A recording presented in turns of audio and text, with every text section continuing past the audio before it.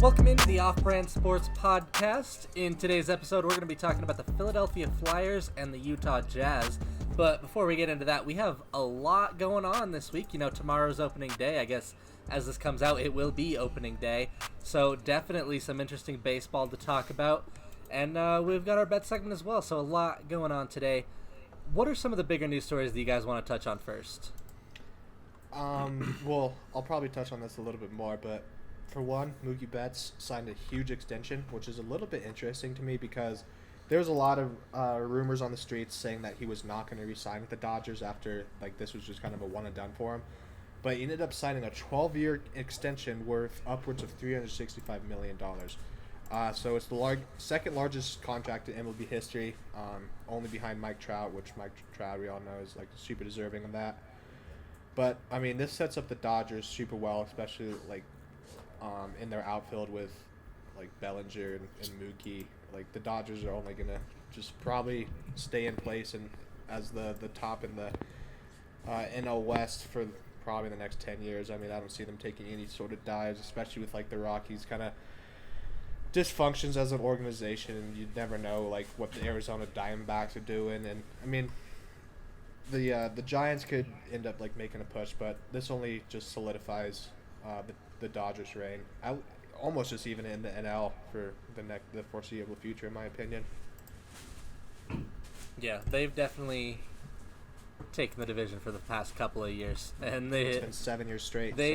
It's been dominant. It hasn't been close. Definitely, someone needs to step up and give them some competition. But yeah, this definitely helps them a lot. They're looking pretty good.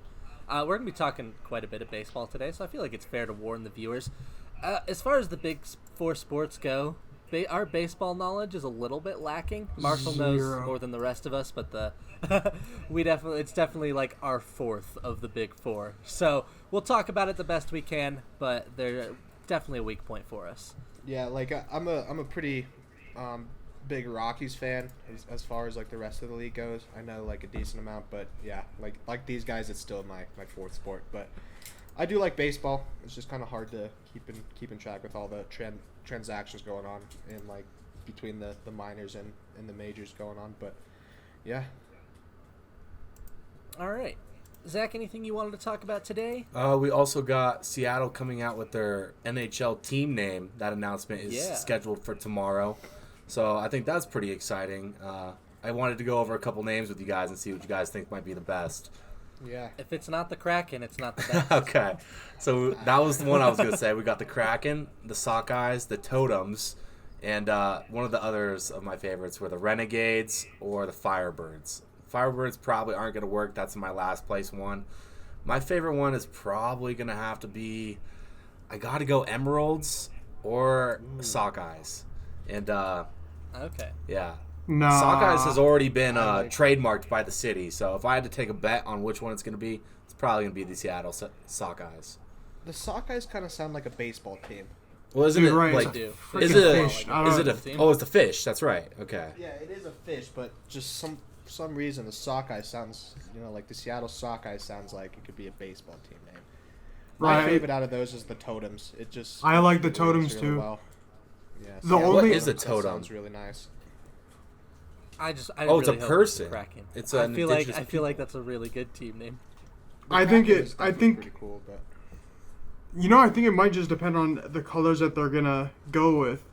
And that's why they're gonna go with Sockeyes. Because sure. I mean, I don't know, man. I feel like with their other teams, I feel like it'll be green. I feel like green is definitely gonna be a big part of it. That's why it's gonna green be and blue, Sockeye. but Vancouver is a quick drive away, and they're Kraken, also green and blue. Yeah, that's so Vancouver. They're blue and green. Okay. Oh my God. They're not green and blue. They're blue and green. Clearly, they are blue and green. Yeah, this is an interesting one. Our viewers actually will probably know. The announcement will probably be made either as or shortly after this video comes out. So, let us know in the comments what you think of the team name. Are you disappointed or are you thrilled that it's the Kraken? Do we have favorites on the team names? I saw odds earlier, but I'm not seeing them right now. I was looking for those actually, and when I saw the odds earlier this year, the top runner was the Kraken. You could just really. I thought when I saw them It was- I thought it was this the year. Sockeyes. I No, thought it was the Totems. Kraken, the Totems, and like the Evergreens. I think were the Oh, top okay. 3 when it came out originally. Man, So Totems and Kraken would be currently dope. it's- The total. Currently, it's minus 200 on the Sockeyes. Oh yeah, that's what I'm And thinking. the second is the Totems at plus 450. The Kraken is all the way down at plus 2,500. So, Oh wow. It looks like actually the Sockeyes are a fairly heavy favorite, which Dude, I'm Dude, down for no. the That's okay. Totems. Right, and like I said, they already have the Seattle Sockeyes trademarked. So Yeah. which makes sense. hmm Maybe that could be an NBA I team. don't in the love it, future. but I don't love it either, not the dude. But Kraken, like Vegas unfortunately. Golden Knights when it came out, I didn't like it. Yeah, I hated that when yeah, it came that's out. true. It grew on me. It grew on definitely me a lot. now. I thought it was the dumbest name when it came out. Yeah, I did Re- too. Dude, I the thought it was Sockeyes so would be dumb. the dumbest name though. I don't like Sockeyes at all. Me either, dude. I think just like the Seattle Sockeyes, that doesn't really sound nice. The Seattle Totems sounds nice. Seattle Well, see, Kraken. I like the alliteration on it, the double S's. I think that yeah, works the well. Seattle Totems. That sounds. Yeah, but you nice. don't need the alliteration. I think Wait. is the. The Sockeyes, you mean? Yeah, there's no alliteration on Totems. Well, yeah, I was. You like the Sockeyes though? Seattle Yeah, Sockeyes is my I favorite don't one know. Why? because it's a fish, and I think that goes with like what Seattle is like on the Yeah, harbor it's a kind of. fishing town. I mean, Yeah. it makes sense. Like if you've been to Seattle, there's a lot. Like if you go to like the fish markets, it's kind of cool. But I don't know. It just like Marshall said, it doesn't sound like a hockey team much. Yeah. Although I don't know that the Totem sounds. It that sounds much like a minor Kraken, hockey league but, team, or like Well, I like mean, the Golden Knights. No, yeah, we the already said it. Kraken. The Kraken sounds like a minor hockey league team. No, that sounds dope, Yeah, bro. sure. That sounds dope. But it's definitely like the Kraken is definitely like a junior team or a minor Yeah, team. yeah, but kind of the Sockeyes kind of sounds like an AHL team, Mm-hmm. A little bit. like a. Oh well, minor league either team. way, regardless of what happens, I'm just kind of happy to be getting an extra team. It'll force the Coyotes, the most boring team in the NHL, into the Central, so the Avs will get some interesting new competition there. And I feel like that's like they're so close between Colorado and Arizona that could quickly develop into a nice little rivalry there. Yeah, So the Central is going to be even more regardless of what stacked the in the name future because of that. yeah, depending on where the Coyotes go from here, they've got some good young talent. Yeah. Whether if Taylor Hall re-signs with them, I mean Phil Kessel's kind of aging, and I'm not too worried about him anyway. But the goaltending with Kemper and Ranta, but yeah, definitely this restructure of the NHL is going to be super interesting here soon. One team All right, that real quick. Oh, go ahead, Do you Mark. guys understand why Nashville, like the Predators, are in the Central at all? I guess I've never Yeah, really no looked idea. into it. like the they're- geography does hey, not make a lot of sense. Not at all. Well, it's like I think it's Memphis in the NBA is still in the Western Conference. Yeah, but then I mean, part of it is like if you go ahead and look yeah. at all the other teams in Yeah, the East, like who do exactly. you bump though? like It's like Detroit- Nashville and St. Louis. Yeah, but Detroit's still closer. Like, so, like, if you're going... Because Memphis is further east, but it's not, like, Michigan is... It's further north, so, you know, it's in that area where a lot of them are in the northeast. So I feel like Detroit is still closer to most of the teams. Right, yeah, to Boston. I'm sure it's not that far. Philadelphia, like all their rivals, Yeah. they're close by. But I feel like when Nashville just came up, it still was probably one of the most Western teams, other than the Cali teams in Colorado, obviously. Dude, the Avs actually might have the shittiest travel schedule in the They do entire have league. a rough travel schedule. Like, I'm looking at this map right now. At least Nashville is close to, like, St. Louis, Chicago, and Minnesota. And all those Not too teams far are from kind of... Dallas. Yeah, not too far from Dallas. Those four right there, though, are pretty, like, bunched together. Colorado, dude, is way in the middle Yeah, of like- everything. Right. Colorado's like borderline. Well, like if you look at it, we're in a straight line with both Edmonton and Calgary, who are Yeah. both in the Pacific. Almost. Like we're just about not as really. as west as the Central goes. I mean, we're fairly. It's pretty much a straight drive up I-25 to get to Edmonton. It would be, yeah, sorta. That would be a fat trip, but yeah, like. Well, yeah, like it'd it's not be- particularly close, but like just based on like as east-west wise, it's like it's almost a It's straight just line. kind of funny if you like look up a map of like the NHL teams. Colorado is just dead set in the middle. Yeah, Well, and I that's feel just, like in the middle of Colorado's- nowhere for yeah. everything, just because that's where Colorado is. Mhm. Right, it's in Well, the yeah, middle but, of like- all these dusty states. right. Well, and that like- just goes for No a lot of the offense. teams in like the Central West. No matter what league, Right. your travel schedule is going to be hard. The Well, I coastal mean- teams are always going to, have teams closer by them. In the Yeah, East especially. Exactly. Yeah, Seattle's going to be right next to all the California teams. Right, just they'll right be on the fine, coast. You yeah. got all four. They're gonna It'll be great in their a division. drive Vancouver, a away little from bit north. Vancouver. Yeah, it'll be like not even What? an hour and a half, if that. Yeah, It'll be a exactly. drive to Like you could Vancouver. you could pull a road trip, basically hit Dude, like all dude. 5 of those cities, right down the coast. That'd be really cool. Yeah, like a Pacific Coast Highway road trip. That'd be sweet. Yeah. All right, let's move on a little bit here. Let's move into our bet segment, and we've definitely got some fun bets going on now that the MLB is back. I think all 3 of us did end up going with some MLB bets this week. Let me pull it up here. Kind of get the score going here. So, I do still have the lead at the moment. Both Marshall and I's bet from the last episode will be going on tomorrow, so it's still unresolved. So we're both still sitting at our same scores. He's at $3.10. I'm at $51.59. Zach did unfortunately lose his MLS parlay this week, which drops him to $12.60 for second place. But we've all got some solid bets going this week. Zach and I both took some odds boosts, and Marshall has another interesting bet. So Marshall, why don't you go ahead and kick us off here with your bet for this week? All right, so as we all know, opening day is tomorrow. The Rockies are playing the Rangers on Friday, and I took them to win. I can't remember the exact odds. I'm not looking Plus at them right now. 123. Plus Right in one front of me. Plus 123. Plus 120. 123. 123, sorry. But plus 123 to win. I just got to go for my home team here. Like whether or not I like totally believe it, but I do kind of believe it. Like the Rockies always do start out pretty hot. That is true. Whether or not that's like an April type of hot is a little bit different than starting up like very late July type of hot. So we'll kind of see what happens, but I would be kind of ashamed of myself if I didn't like bet on the Rockies, put $5 on them to win this week, just because I'm pretty excited for them to be coming back here. Definitely. All right, Zach, tell us a little bit about your bet. All right, like Billy said, I also I did the odds boost this week.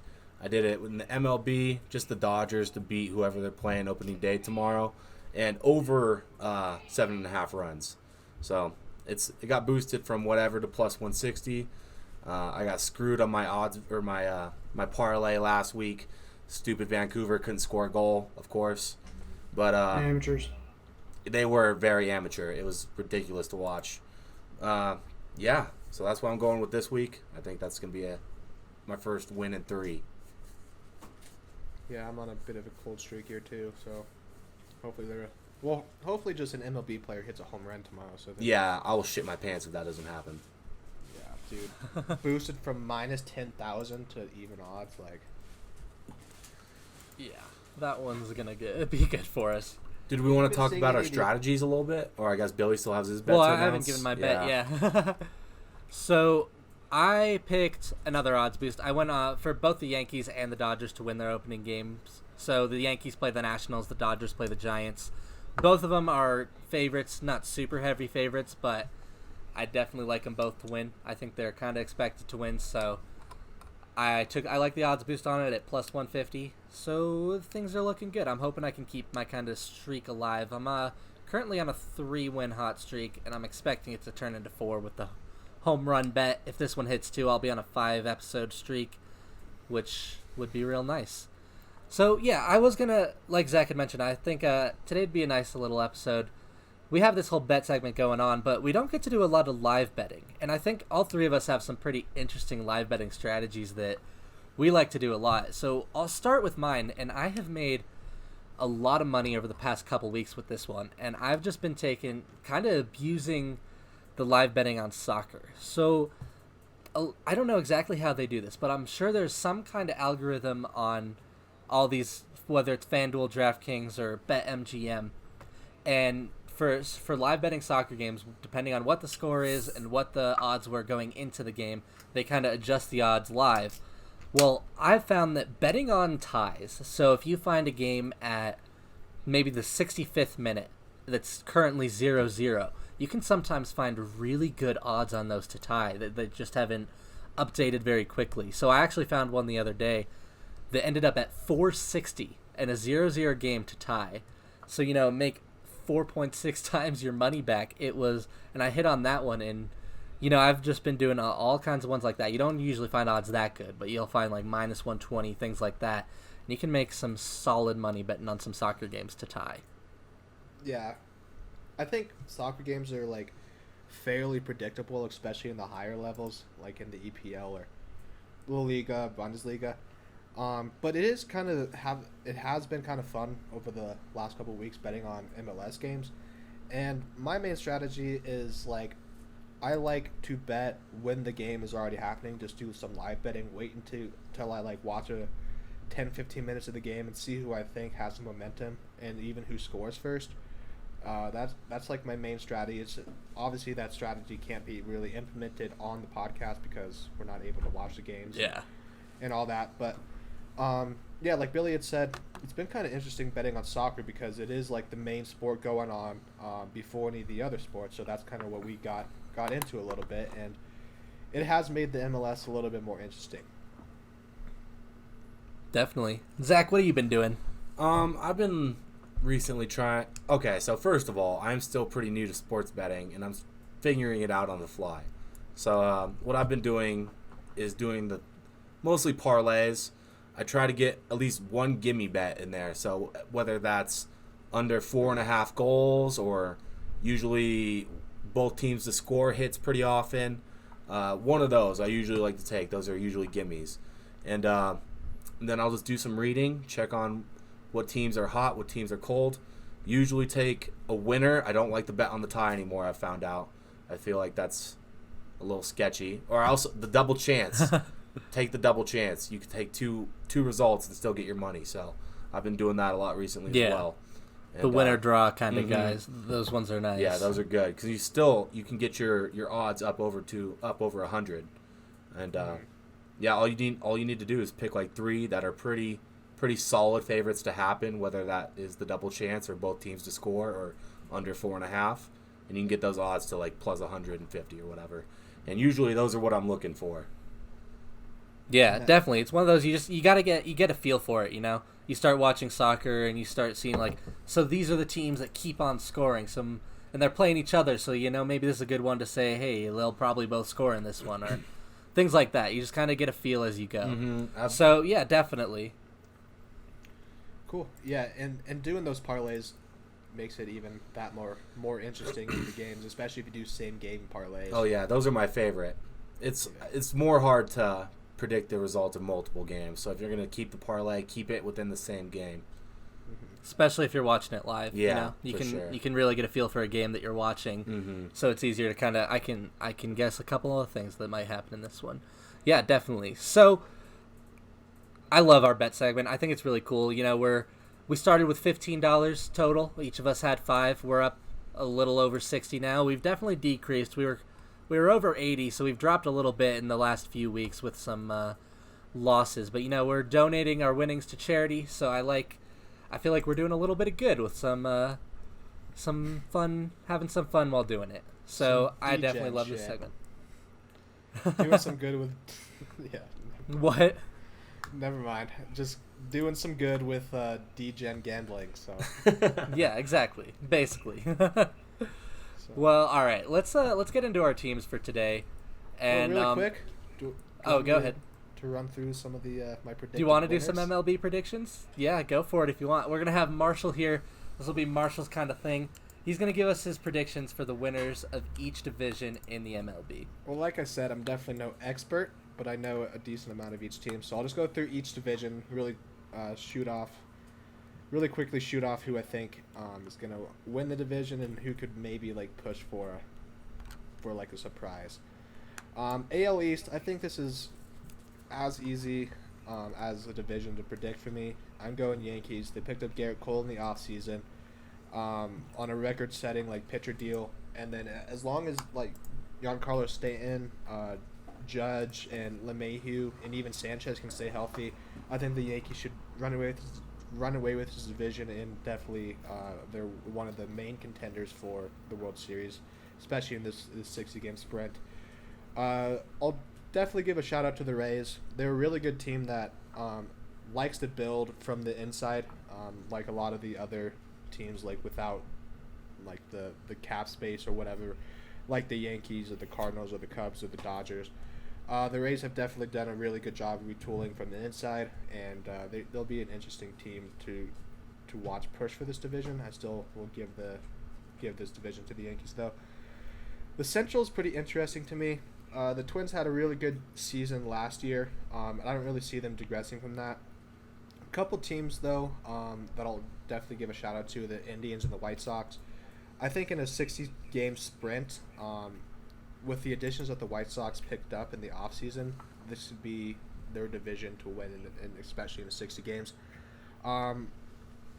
Yeah, I'm going to actually go out and give this one to the White Sox. I just like what they did in the offseason, especially with Tim Anderson, emerging last season as one of the better shortstops in the league. I'm gonna go out on a bit of a limb and give the White Sox this division, especially because I just don't really trust the Twins. I kind of see them as a regression candidate.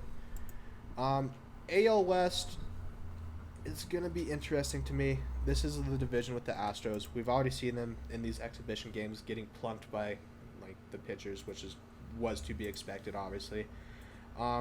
The A's and the Angels are a couple teams to definitely look out for.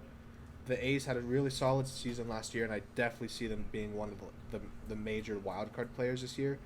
But then, like we know, the Angels have probably the best talent that we've seen in 20 years in baseball with Mike Trout. And if Shohei Ohtani can stay healthy and actually prove that he could. Oh, and they also added Anthony Rendon, one of the better young third basemen in the league. So the Angels could be interesting. I'm not too confident about their pitching depth, but you never know in a 60-game season. I'm still giving the edge to the Astros, though. We've seen them do it for the last 5 years. They've been super competitive, winning a World Series with definitely huge asterisks next to it. So those are my predictions in the AL. In the NL, real quick, I have the Braves. I think the Braves are a top 5 talent in the league right now, especially with the emergence of some of their young guns, especially Osuna Jr. The Nationals can definitely push for the division. I just kind of see them as another regression candidate, so I'm giving this division to the Braves. NL Central here, a lot of national buzz likes the Reds, but I still really like the Cardinals, especially their pitching staff, and their offseason addition last year of I forgot his name. Oh, Goldschmidt. Goldschmidt. I'm gonna pick the Cardinals here, kind of pull off a little bit of an upset. I think they can pitch with anyone in the league, and this is maybe the most highly competitive division in all of baseball.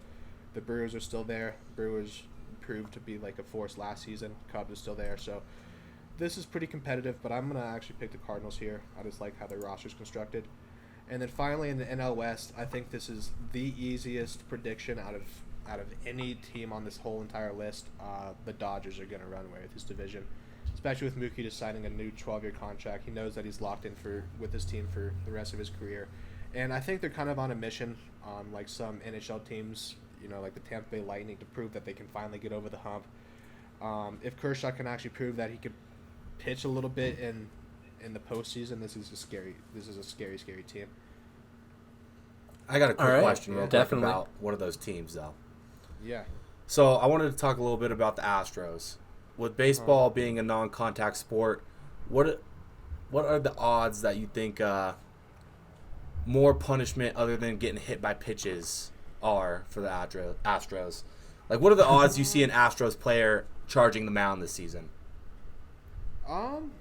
That's an interesting question. I mean, I feel like if they keep getting plunked by baseballs, especially like another X factor is there's going to be probably more like trash talk amongst the teams without fans being in attendance. Like all the players can hear each other, and there's definitely going to be some extra tension. So I think the Astros, if they just keep getting plunked by pitches, there's going to be some mound charging for sure. Oh yeah. But Yeah, it'll it's get going all to be the fun interesting quick. to see how that whole thing plays out. Obviously, what they did, in my opinion, their World Series title should be revoked. But they are still a very, very talented team. Right, and that's why I bring up they- the non-contact sport kind of thing, because, you know, in football, when the Patriots do something like this, you're allowed by the rules to absolutely body these guys. And Yeah, in baseball, exactly. you can't do something like that. So I was just wondering what you guys thought the extent of the punishment would be from the players. Yeah, I mean, they're definitely gonna. It wouldn't be surprising to me to see them get hit by more pitches in a 60-game season than like they did, last season in a 162-game season. Right, and you can see it in the pregame highlights. They're already getting plunked. Back to back, dude. Mhm. Yeah, I mean- forgot who it was that got plinked. I think it was Bregman, and I forgot who got plinked right after him. But dude, back to back, same pitches. But at the same time, that could benefit them, man, because like. Exactly. I'm sure their manager will just say, hey guys, yeah, you're going to get plinked by pitches and you're probably going to be pretty sore. Just take a couple in the back and then get some men on base because like that's just a free Yep. plate appearance there. So Yeah, definitely. That's I mean, yeah, they're gonna get some advantages from that. They'll already have guys on base to start, so when they hit those when they actually get a home run, it'll be a grand slam every time because they have everyone walked onto base. they did lose Garrett Cole, which is a pretty valuable piece to their little like mini run that they had going on, but they have like depth within the organization that can overcome it. So. Yeah. So, All right, yeah, let's get into those our are my teams for predictions. today. I told these guys before we started, I think the Jazz are one of the most interesting teams just because there's so many stories going on around them right now. The big one, at least as far as its effect on the playoffs, is Bogdanovic is not going to be there. He had a season-ending surgery, so he won't be in the return to play. It's one of their top 3 players that is just kind of gone now. So that's a fairly big hit for them. But what are your initial impressions of this team? Kind of a middle-of-the-road kind of team, in my opinion. They definitely need their stars to, produce if they want to get anywhere in the playoffs, although I don't think they're going to necessarily make it too far. But I'll let the other boys talk a little bit more about that. Karim, you want to go? I can start. Hit it, bruh. So this is an interesting team to me. In my opinion, I kind of see them in the same light as the Nuggets. They're a fairly deep team with a couple of like pretty good players. Donovan Mitchell's like an up and coming superstar. Yeah. I kind of hate the Nuggets for trading him. But Yeah. whatever. We got That's Trey what it is. Lyles, bro. What? Yeah, dude. You wouldn't That take was that worth trade it. every time? Yeah. But either way, that's a huge pickup for the Jazz here. And they do have a generational like defensive player in Rudy Gobert who could still put the ball in the basket here. They do have some depth pieces that I like. They picked up Mike Conley in the offseason last year. Jordan Clarkson can still like play some pretty significantly good ball, averaging 15.5 points this year. But outside of that, there's not really like that huge X factor, especially with other teams in the West that, like I think the Nuggets have more depth in them, and then they still like Jokic I would put above Donovan Mitchell here. And then there's Bowl season. What's that? Bowl, dude. It's You Bowl got season. off today. Ball. What a beast. Bro. Yeah. I couldn't believe that. Yeah. I think, dude, he's gonna be a steal, but we'll get into that in another day maybe. Yeah. Either way, though, this is a team that I do not see like being able to like get over the Clippers and the Lakers here. So they're a pretty Yeah. middle of the road team to me. Fair enough. Nor the Nuggets. What do you think of him, Karim? Yeah, man. I mean, they got some good players. I mean, obviously Rudy Gobert and Donovan Mitchell are.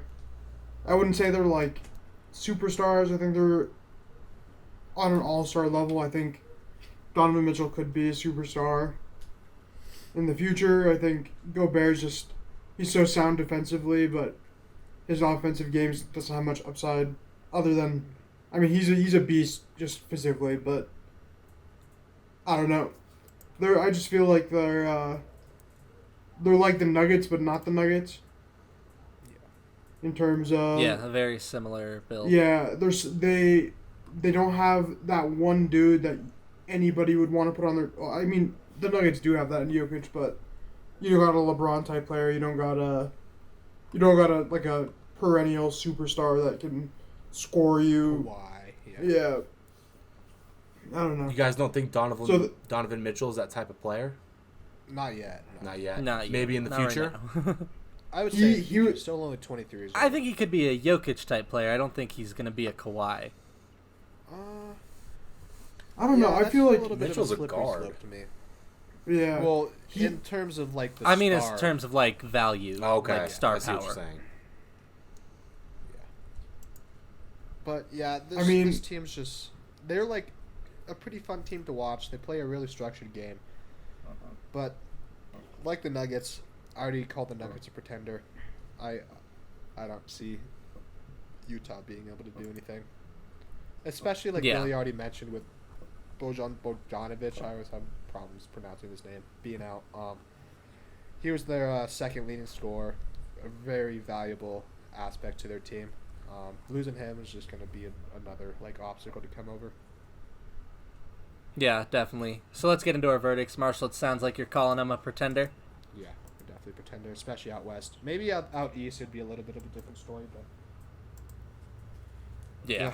All right, what do you think, Zach? Contender or pretender? Pretender. Lots of pretenders in the NBA, in my opinion. Yeah. Karim, what's your verdict? they're pretending.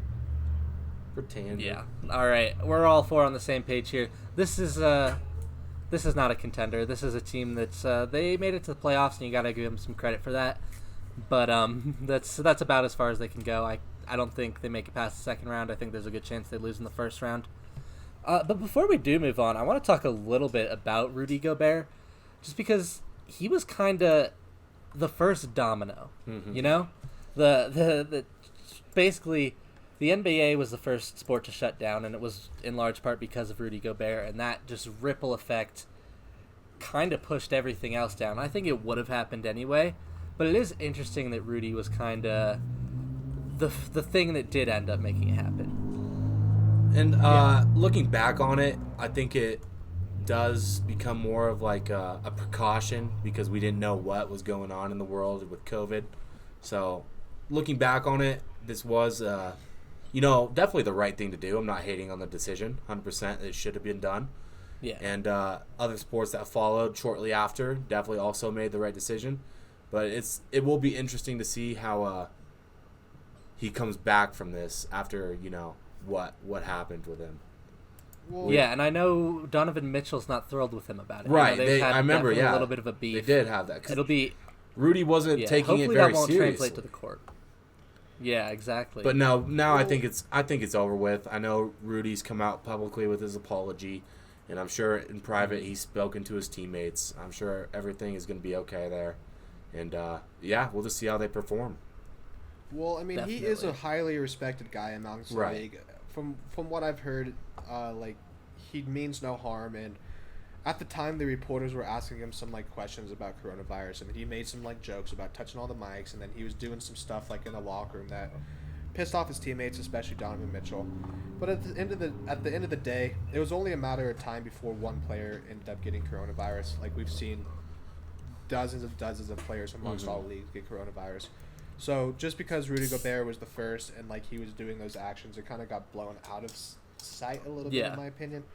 I don't think that is a detriment to his view, especially in the long run. No.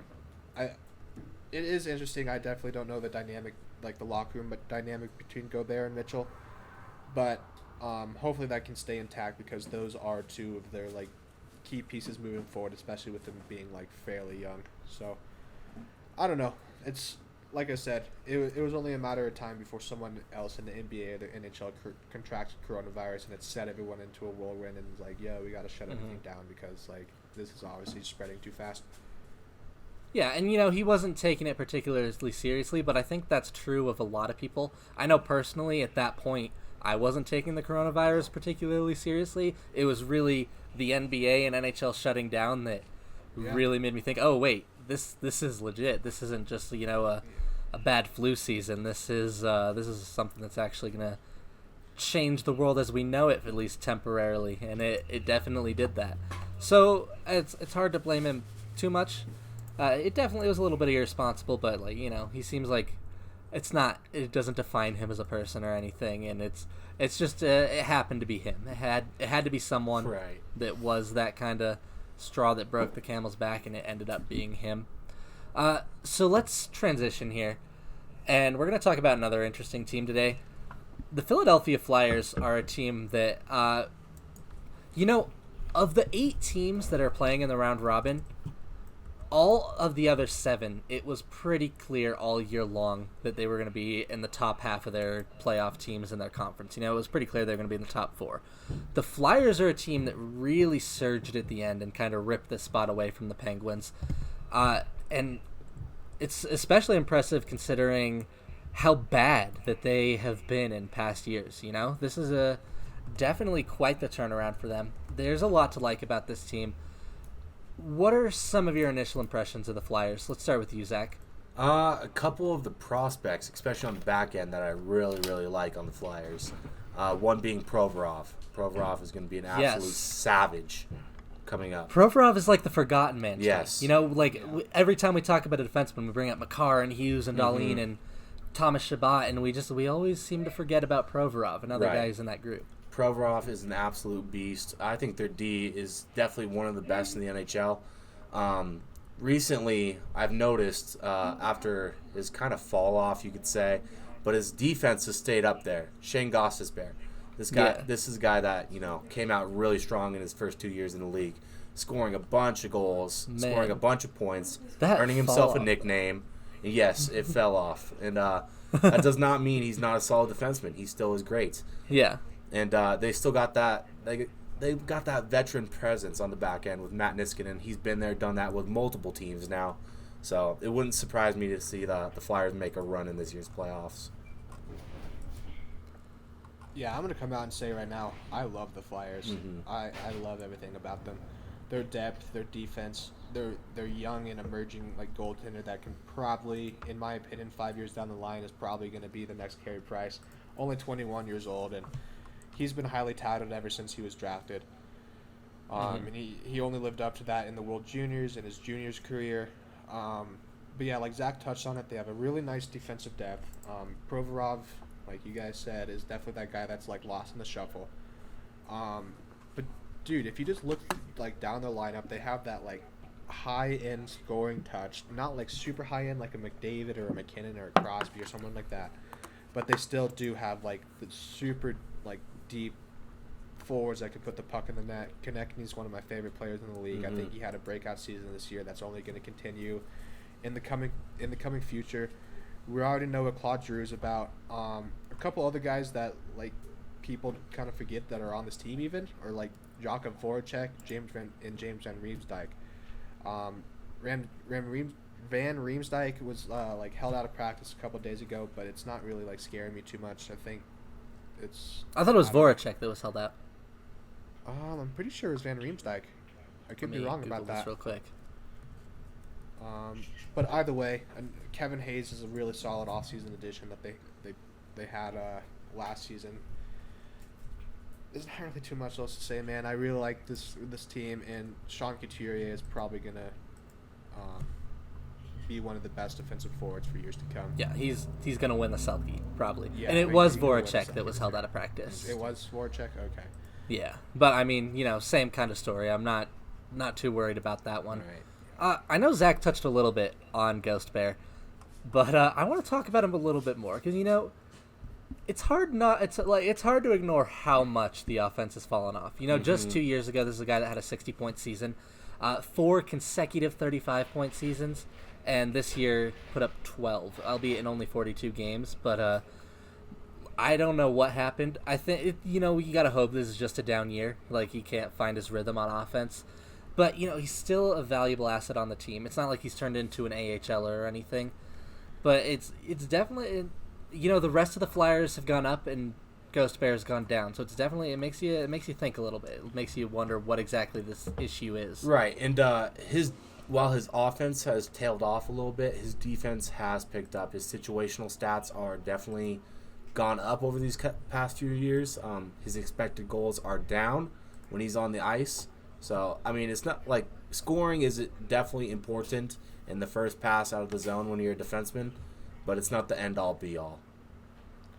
Yeah, I mean, I don't even know really where to sit with Gossip Bear. I've heard rumors that he doesn't even have a solid future in Philadelphia at this point.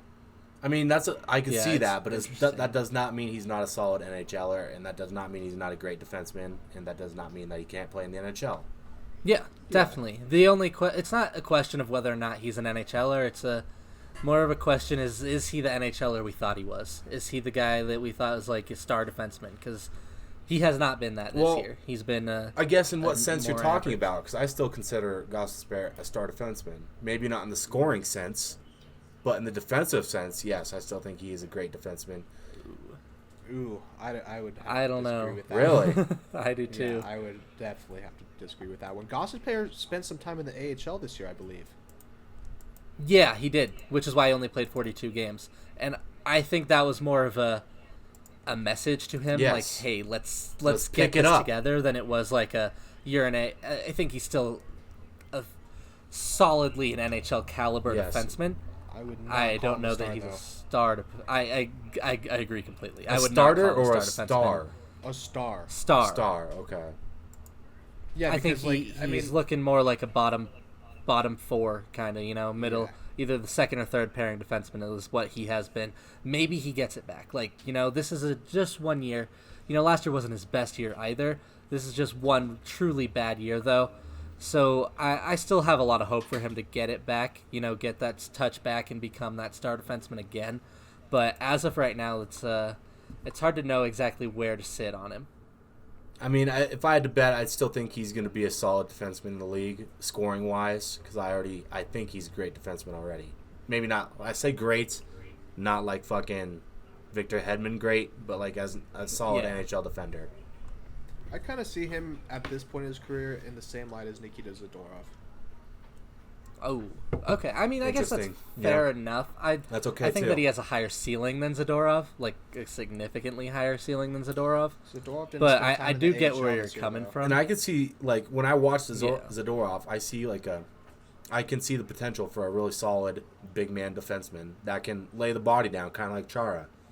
And when he makes awful passes like he does and makes awful decisions, it really hurts the potential of what you see. So I don't want to get too negative on the Flyers, but there's another disappointment that we kind of need to talk a little bit about, and that's Nolan Patrick. Yes. He's got, he's on IR now. I'm not totally sure whether or not he'll be playing in the return to play anyway. But, it's hard to talk about the Flyers without talking about a second overall pick, widely projected, at least earlier in the year, to be that first overall pick before Nico Hischier made that pretty impressive jump all the way to number 1. But he has not looked like a top 5 NHL draft pick, and still young, so you don't give up on him quite yet. But it's a little bit worrying that he has been less than what they had anticipated when they drafted him.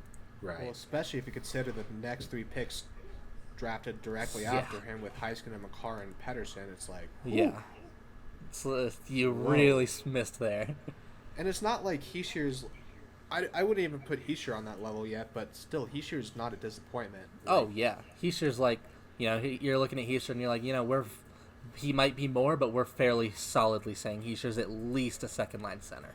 And at least Hischier can, he's really solid two-way as well, so... Yeah.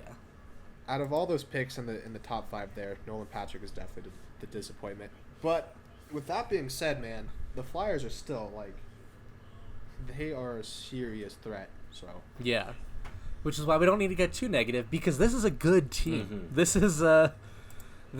We haven't talked too much about like their depth because I think they fall off a little bit.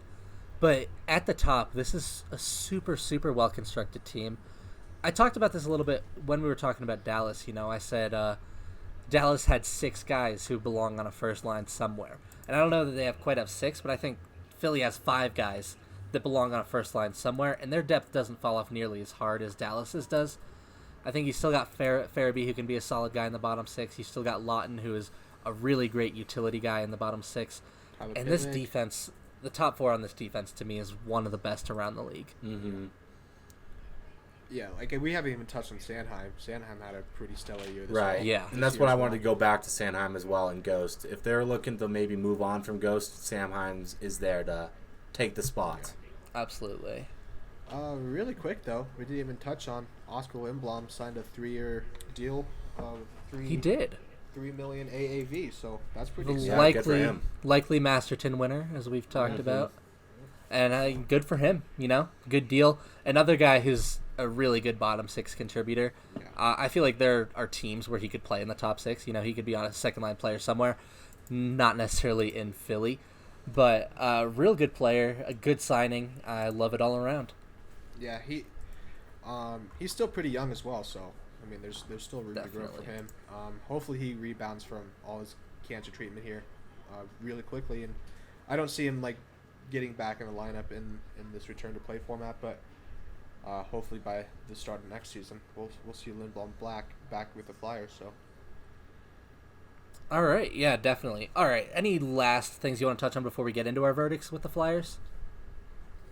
No, you wanted to touch on or you already touched on Farabee a little bit, but he's still only 19 years old, and I think that he could be a really solid contributor in the future. Sleeper to become a really, really good player for me. I think he's got a lot of potential. He's still only 19 years old, man. Like he's really good. So, but yeah, other than that, that's it for me. All right, so let's get into our verdicts. Karim, what do you think of the Flyers? Contender or pretender? Yeah, man. I think you guys said it. They're looking really good, especially coming into the East. They can definitely contend. Yeah. All right, Zach, contender or pretender? I gotta go contender. I don't want to call them a dark horse, but there are clearly better teams in the East. So I will go ahead and say they are my dark horse favorite for the Eastern Conference. And, contender. Yeah, definitely. What do you think, Marshall? I'd almost be on the same line as Zach. Yeah, like a dark horse. Like they're almost like a dark horse serious contender. You know? Not like a dark horse contender, but like these guys can make some noise, dude. Like, and it would not surprise anyone if these guys won the Stanley Cup, especially if Carter Hart can just absolutely take another level. That is a key. Yeah, oh, actually, I'm on the same wavelength. Go ahead, Billy. Oh, go ahead, Zach. Go ahead. Give your I'm on the verdict. same wavelength as you guys. I think that, you say dark horse, they're a good team, so it's hard to call them a dark horse. What I think we all mean by that is if there's a team that's not a top 2 seed that wins the Stanley Cup, my pick would be the Flyers. I think they're the team that does it. So they're really, really good. They came on really strong at the end. The break didn't come at a great time for them, so it might be difficult to carry that momentum. But if they can, watch out for the Flyers because no one wants to play them. Yeah, and they play a really constructed game. I think Elaine Vigneault is a very, very solid candidate for the Jack Adams this year. Yeah.